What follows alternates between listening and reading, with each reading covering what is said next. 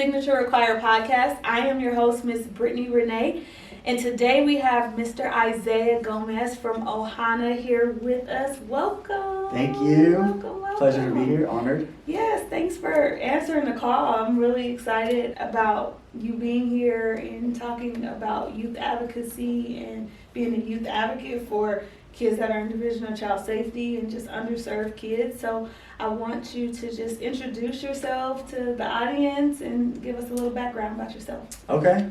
So my name's Isaiah. I am 27 years young, and I have been working with youth in and out of foster care since about 2016. Me and my best friend started a nonprofit as we graduated college in 2017 for affordable housing for youth who age out of foster care. And then since then I've been working in behavioral health facilities, group homes, working with like placement centers, court, therapists, hospitals, and churches, and then colleges now to just help with like education on trauma-informed lens, like you mentioned, advocating for youth that have just a lot of disadvantages. So those are things I love, but also I love shoes. Okay. You know, I love the dunks. Thanks. I love fashion. It's a great creative outlet for me. Yeah. Awesome. Well, let's get into your nonprofit and then graduating and how did that come about? Like, what was your childhood like? Is there anything that kind of drove your passion into what you do now? Yeah, so these are always hard to answer because it's like tenfold. It's a lot. Well, we got time. I know. Okay. You asked me a few questions. You asked like about the nonprofit, and then if there's something that made me passionate about it, like my childhood. Yeah. Well, my parents were very loving and sacrificial and hospitable. So like I always had my friends over, and most of the time I had friends. We didn't have a lot of money. Like I always lived in apartment complexes. Okay. I always had friends who had single parent households. A lot of times an absent father, and like sports teams that we would just have them over. My mom was always the team mom.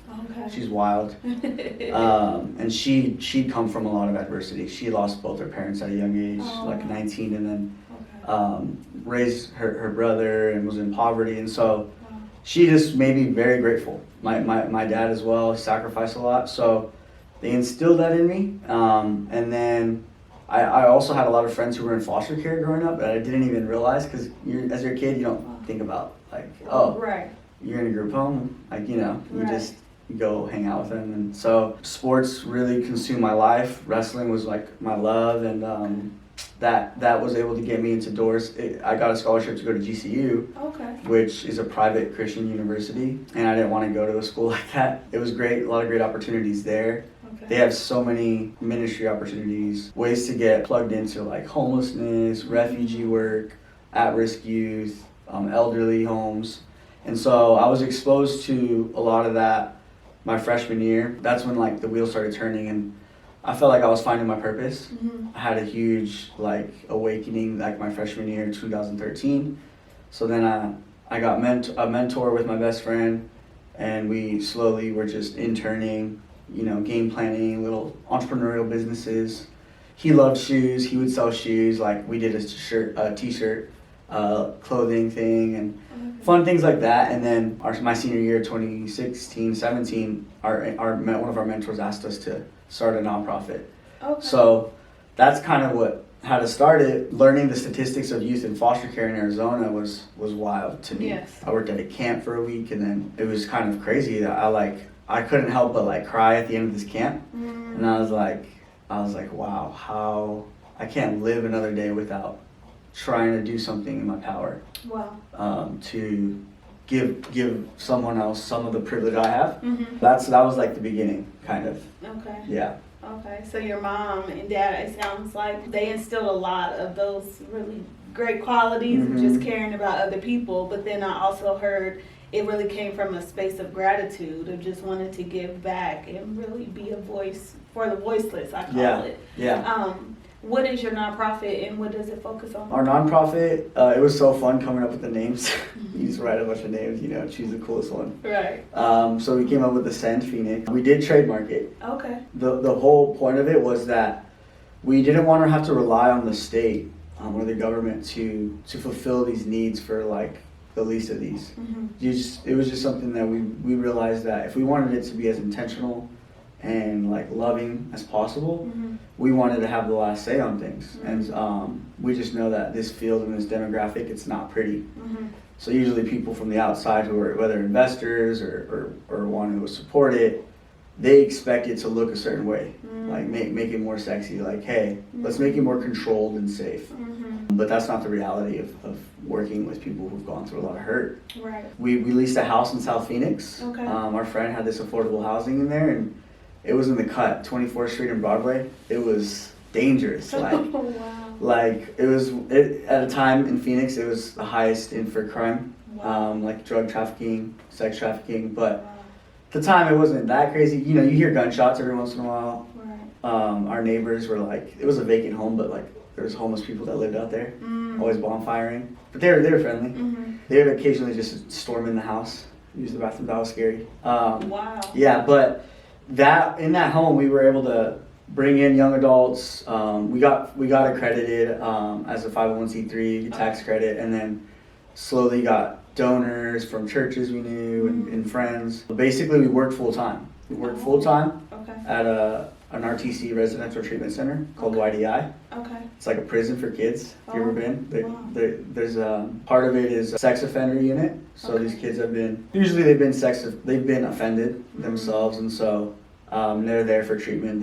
They're court ordered to be in therapy. They have to pass polygraphs, and then another unit is general mental health, behavioral health, and substance abuse. And so those kids just have different types of problems, more underground and criminal behavior. So working there with my best friend, you learn the ins and outs while we were doing the house thing. And it was just making like a dorm style home where the young adults had dignity and like freedom while giving them resources and plugging them into community, because we think that one of the biggest missing pieces was the state or whoever it was, third party services. They wanted to like give these kids like, you know, a floaty or like a paddle or a life vest to swim, but these kids needed a boat. They needed something to float on, and housing that was affordable. So that's just hard to find sometimes. Absolutely. Right? Especially now. That's where you allow them to feel safe and like get on their feet and fail, you know, and then fail again and then again. But someone needs to do that, just like we had that for ourselves, like for me with my parents. Right. I would always have to call them still, even up until, you know, being a 25-year-old, 26-year-old, right, where I need something. And these young adults who don't have anyone, you know, they're calling their old staff or case manager. So helping them create that family and safety net so that they can eventually be independent. That was like the main goal. So with your nonprofit, do you guys provide like transitional housing for underserved youth? Is that what you guys like focus on? And then what would they have to pay if they stayed at your facility? Yeah, so now where our nonprofit is we've been through kind of like a restructuring because we were private. We weren't funded by the state. We weren't under a contract, which we wanted. We had DCS reach out to us a few times throughout those years. I had moved on to a few church campuses to help them start a housing model. So Thrive is one of them. I moved to Dream City Church, helped them plant a home, stayed there for a while, and then had a house leader move in, and then I moved to another church, Living Streams Church. Did the same thing, brought in some young adults, you know, ran a program.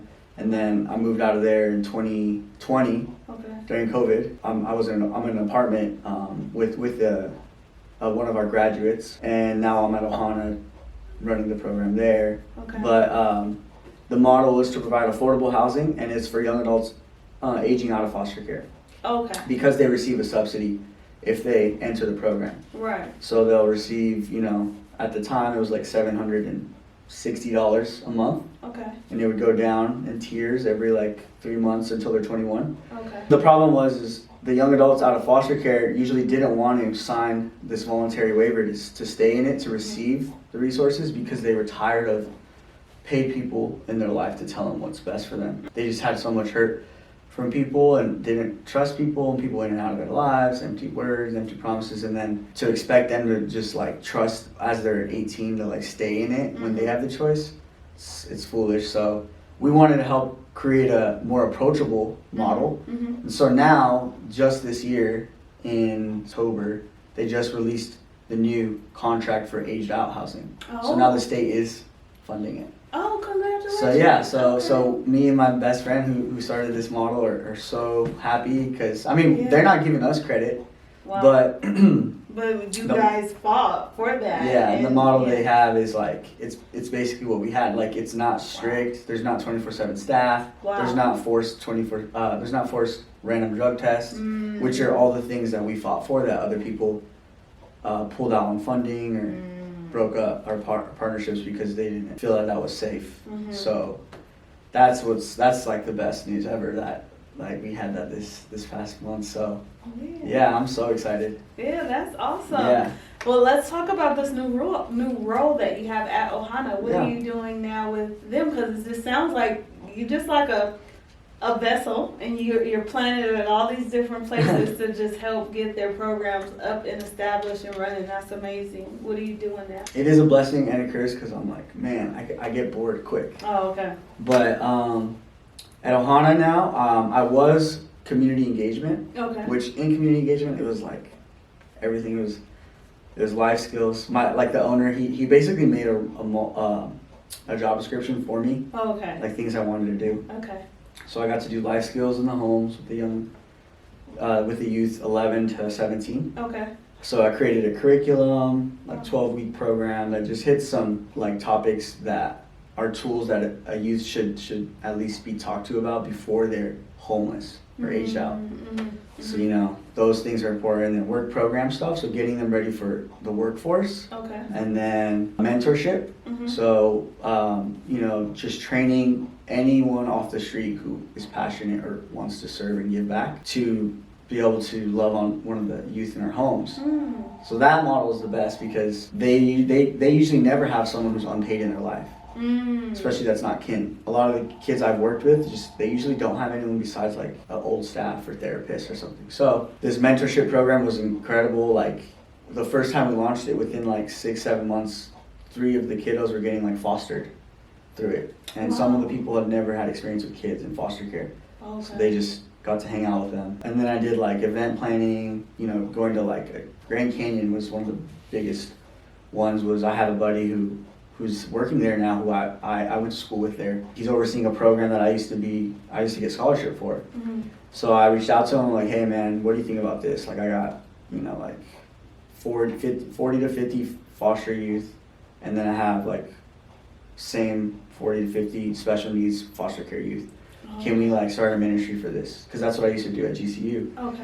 And he's like, yeah, let me run it by, and then got cleared. So all of our kids go to GCU on Monday nights, and then Wow. special needs foster care Wednesday nights. Okay. Hang out, have fun, and that they just get to see themselves in the community Mm-hmm. with a lot more people and social interaction, which just Yes. brings up, I guess, just your self-esteem. Absolutely. You feel like you have a purpose, and so those are the types of things that I was doing. But now it's specifically transitional housing when the kids are 18 or turning 18, Mm-hmm. getting them ready and overseeing that case management stuff, schooling, personal goals. And how long are they in transitional housing? So right now the state is, I think, subsidizing until they're 21, or they pushed it to 23. I say they should push it as far as they can, Yeah. just because the way that the trauma affects the brain, like cognitively, it's just a lot harder for them to push past certain old habits or things Mm-hmm. to get into trusting someone, Mhm. which trusting someone is just pivotal in any workplace. Like you have to trust your supervisor, you know, trust the people you're talking to, and trust yourself. And so they, you know, I like, for example, when me and Andre first started and there wasn't a program and it was just ours, in 2018, we had 2 guys who were like 27, 26, and me and Andre were 21. Wow. So I'm over here like, this guy looks like my dad. He was my Wow. dad. But, Yeah.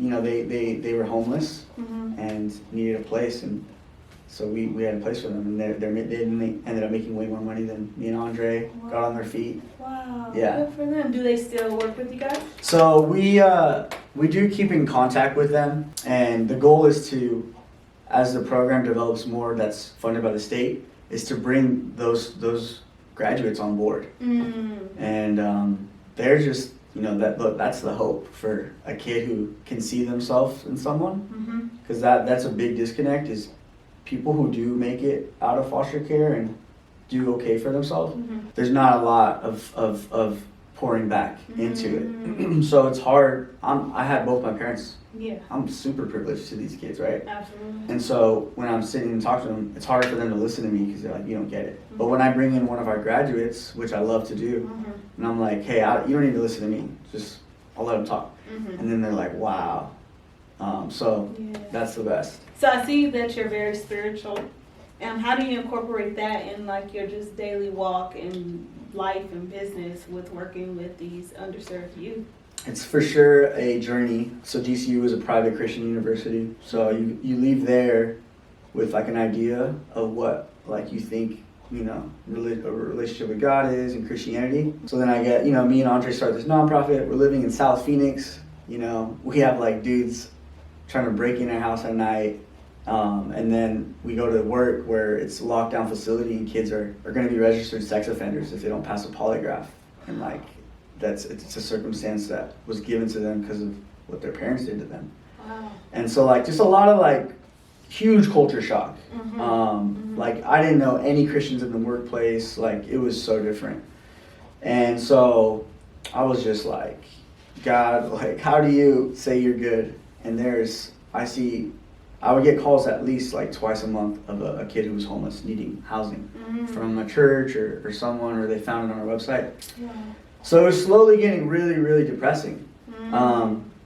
Like the same rituals or disciplines I had from GCU or in college, you know, interning at churches, being a leader, it didn't really apply. So I had to like switch it up. So now as I've matured over the years, like eventually I think in end of 2018, I worked at a church, Living Streams, and I was the high school pastor there. Okay. That was fun, but also like one of the hardest seasons ever too, because I was like, I'm not the one for this. Like I want to be in the mud, you know, and get dirty with the kids who people don't want to get dirty with. And anyone can kind of do this role where it's, you know, it's fun and it's easier. And so after about a year and some change there and some mentorship, I was able to like see more of like why God gave me the passions I had. I would say that relationship with God is very unique to certain people, that there's biblical practices that are important. Like fasting is really good for you. Like sacrificing something so that you can have some suffering to appreciate your blessings a lot more. And those are things that I'm blessed with and privileged by working with a lot of youth who have a lot less than most people in America.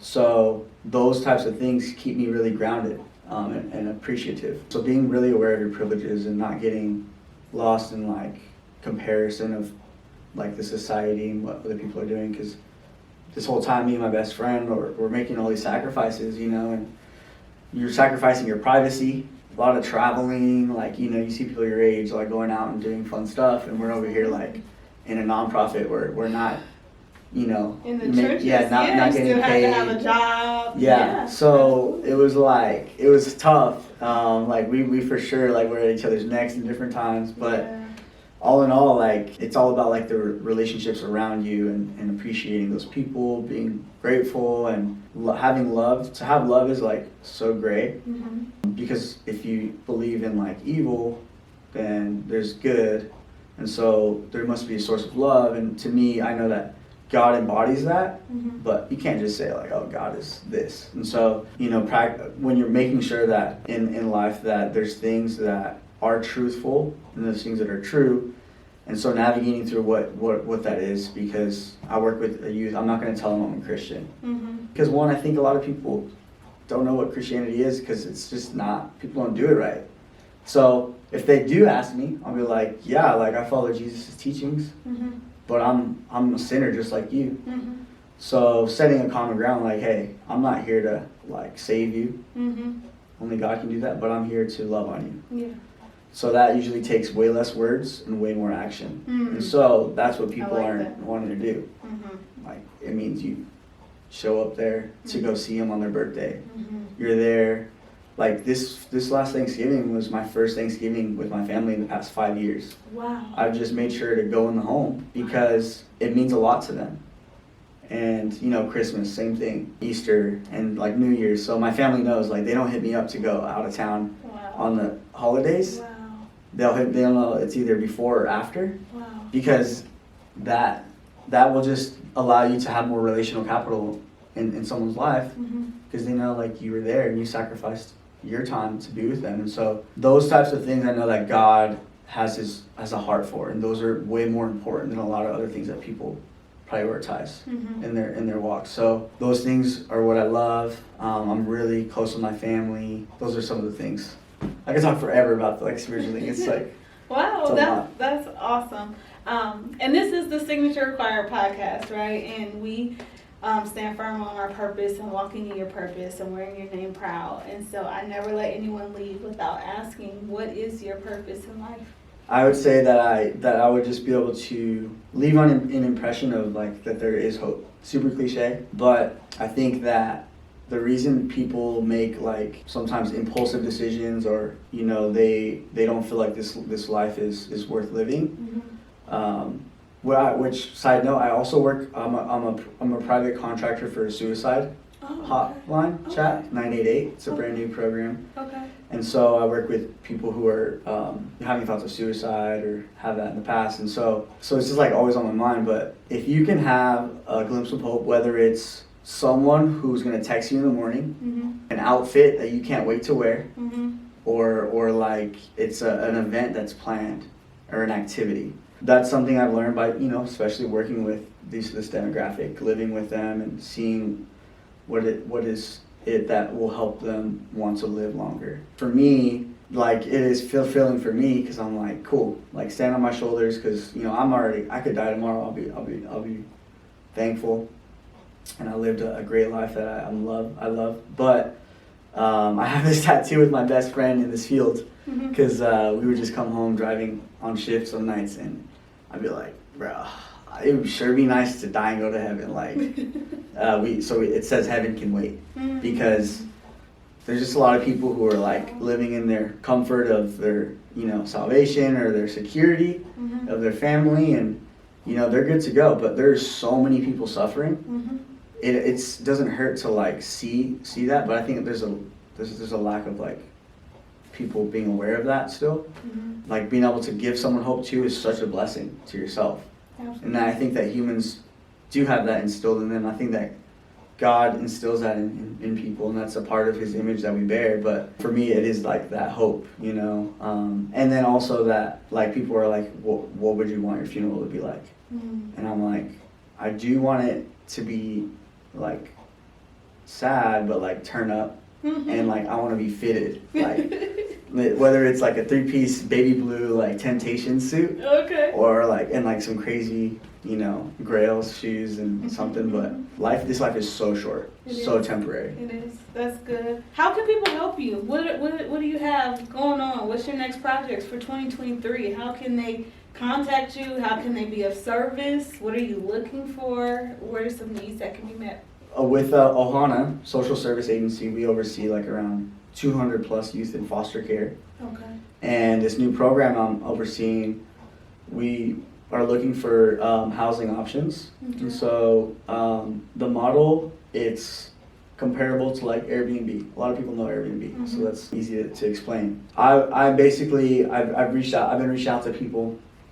There's a form on our website under transitional living where they can submit their info, and I'll reach out to them. It's basically anyone who is interested in renting out like a bedroom to us, and I could make sure like we'll pay them a flat fee that covers, you know, utilities, room and board, and then the bathroom, and then we provide the services, the case managing, you know, we'll make sure we provide resources for transportation, med management.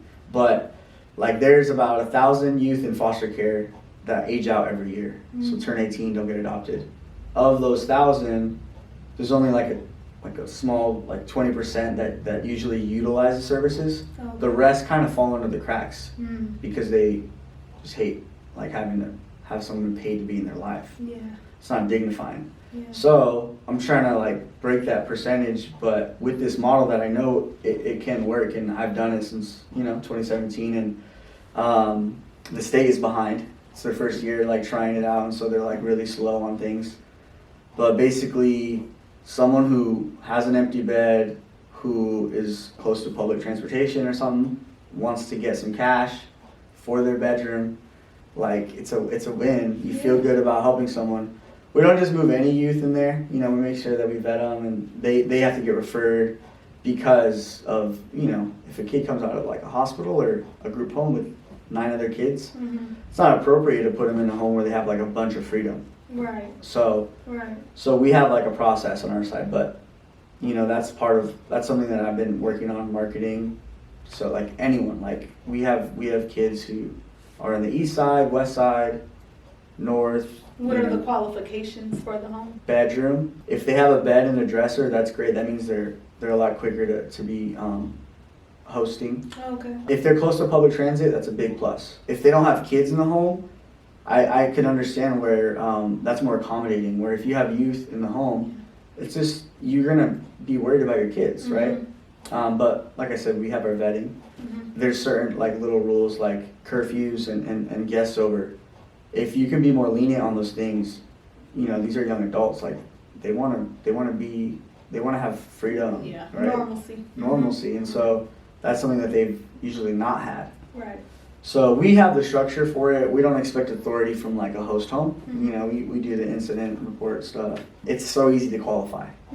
Like it's so easy, like anyone. And then what about your nonprofit? Yeah, good question. I'm still meeting with my boy Andre.